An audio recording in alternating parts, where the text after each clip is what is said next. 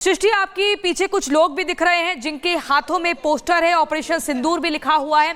उनसे भी बात करिए और ये भी बताइए कि अब से कितनी देर बाद पीएम मोदी का रोड शो शुरू होगा।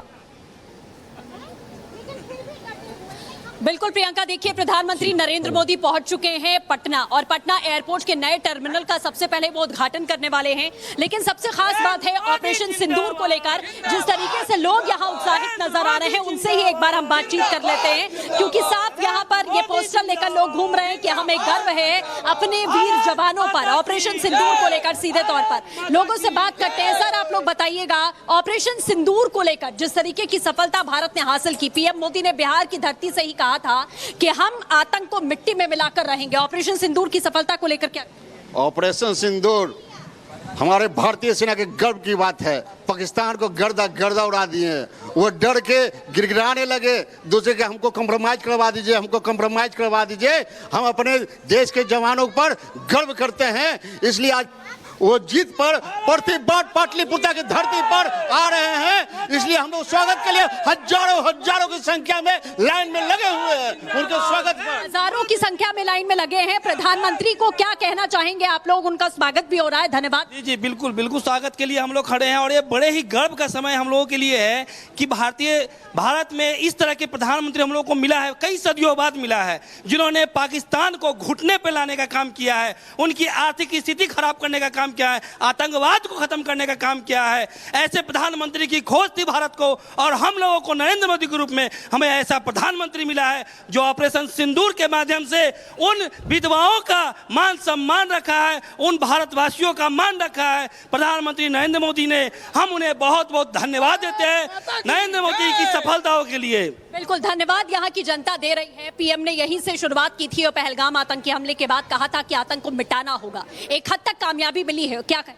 बिल्कुल सही आपने बोला। आज ऑपरेशन सिंदूर के सफल होने के बाद आज इसी बिहार की धरती से उन्होंने आगाज किया था और आज वो सफल ऑपरेशन के बाद वो पहली बार आज बिहार की धरती पर ही आ रहा है। निश्चित है, यहाँ से उन्होंने जो आतंकवाद को मिट्टी में मिलाने का जो यहाँ से उद्बोधन करके गया था, प्रण करके दिए थे, वो आप सभी लोगों ने आपके चैनल के माध्यम से लाइव टेलीकास्ट पूरे बिहार नहीं पूरे देश की जनता देखा कि नरेंद्र मोदी जी ने जो कहा वो आतंकवादी को धूल चटाकर मिट्टी में मिलाने का काम किया और पाकिस्तान को चेतावनी भी दिया कि आतंकवादी से अगर आप समझौता करते हैं तो पाकिस्तान को भी इसका खामियाजा भुगतना पड़ेगा और उससे नामो निशान पाकिस्तान के नक्शे से भी मिट जाएगा, क्योंकि खून पानी एक साथ नहीं रहेगा।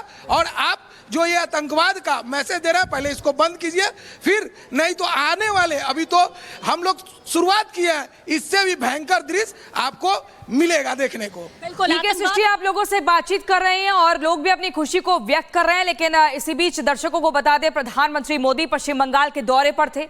इस दौरान उन्होंने बंगाल की ममता सरकार पर जमकर जुबानी प्रहार किया। मुर्शिदाबाद और मालदा में हुई हिंसा को लेकर बंगाल सरकार को भी घेरा गया। कैसे, ये रिपोर्ट देखिए।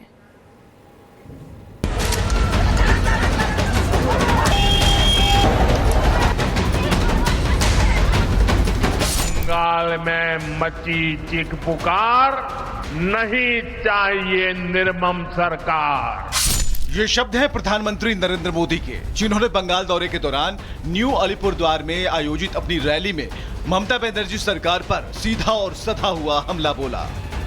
पूरा बंगाल कह रहा है, बंगाल में मची चीख पुकार, नहीं चाहिए निर्मम सरकार। मुर्शिदाबाद और मालदा बंगाल के वो जिले जो हिंसा की आग में झुलस रहे हैं। पीएम ने इस हिंसा को निर्ममता की हद पार करने वाला बताया, तो वहीं ममता सरकार पर असंवेदनशील होने का आरोप लगाया।